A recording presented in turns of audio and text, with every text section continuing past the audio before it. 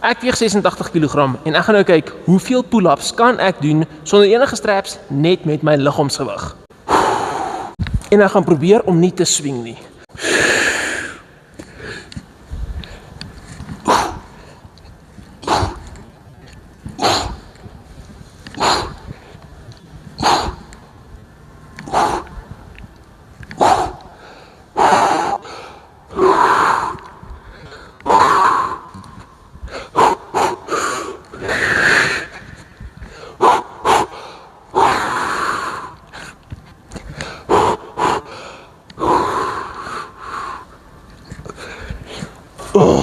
As ek reg getel het, was daai 11 reps.